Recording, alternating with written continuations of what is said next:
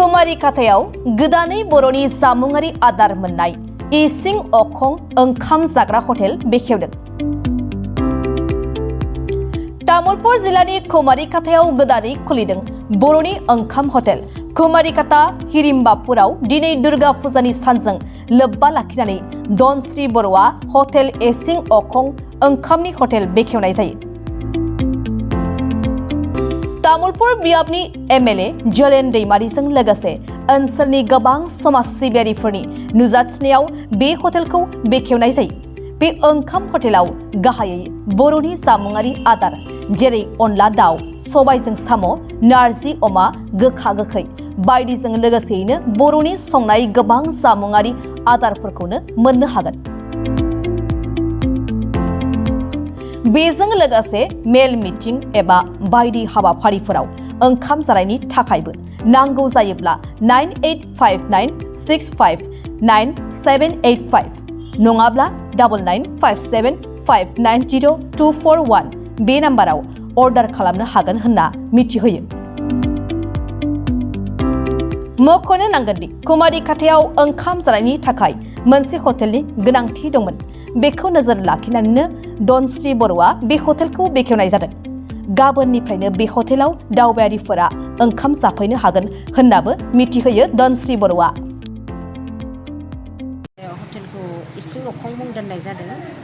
बेखौ आरो जोंनि कुमारिकाता हिरिम्बापुरनि कल'नियाव बानायनाय जादों। बेनिफ्राय जोङो बे थांखिया जोंनि थांखिया रायजो राजाया बेरायनो फैनायफ्रा ओंखाम हटेल नागिरनानै मोना समाव बेबायदि हिसाबै जोंनि बर' जामुंनि आइटेमफोरखौ लानानै जों बानायनाय जादों आरो बे हटेलखौ। बेयाव मोननो हागोन सबाय दाउ, अनला दाउ आरो नाफाम, मैथा ना आरो बिदिनो मसन लानानै मसन बायदि बायदि जानाय जामुंखौ जों होनो नाजादों आरो बिदिनो साहाजों लोगोसे जों एन्थाब फिथा बेफोरखौ लाफादों आरो जों बे राहाखौबो लादों। जेनेबा सोरबाफोर अर्डार हरनो गोसोब्ला अर्डारैबो जों हरनो हानाय राहाखौ लाबाय आरो सोरबाफोर मिटिं सिटिंनि अर्डार थायोब्ला जों बेखौबो बानायनानै संनानै जाहोनायनि राहाखौ लादों। आरो लोगोसे जोङो दख'ना दखानबो लाफाखादों खाथियाव, जाय जेरै जेनेबा जानाय लोगोसेयैनो सोरबा गोसोब्ला गाननाय जोमनाय बर'नि बेफोरखौबो लांफानो हागोन नायनानै। जोङो नारजि अमा बेदर आरो अमा बेदर सावनाय आरो अनला दाउ आरो सबाय दाउ, मैथा ना, नाफाम बेफोरखौ गाहायै लानाय जादों। दिनै कुमारिकातानि हिरिम्बापुराव बिथां मनेस्वर बर'आ मोनसे हटेल खुलिदों। बे हटेलनि मुङानो जाहैबाय इसिं अखं। दिनै बिथाङा इनिग्रेसन खालामबाय।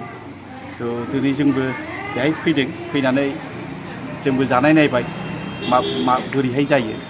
बिथाङा मोनसे बुस्थुखौ खोब मोजां खालामदों जे बर'फोरनि जायफोर जोंनि GI टेगआव हाबदों जेरैबायदि अनला ओंख्रै, सबाय ओंख्रै, गोखा गोखै गासैखौबो मोनजोबो आरोखि नैबे हटेलाव जों जानायबाय। दिनै कुमारिकातायाव मोनसे हटेलनि खोब प्रयजन दङमोन। जोङो गोबां दिननिफ्राय सानबोबाय थादोंमोन जे मोजां गंसे हटेल नांगौ बे खोथाखौ जों सानबोबाय थादोंमोन। नाथाय दिनै बिथां मनेस्वर बर'आ बेखौ दिनै मोगथां महर होबाय आरो जों कुमारिकाताबासि हिसाबै बिथांनि हटेल दिनैनिफ्राय जि जागायबाय बेखौ जों जथेस्थ' गोजोननाय मोनदों आरोखि।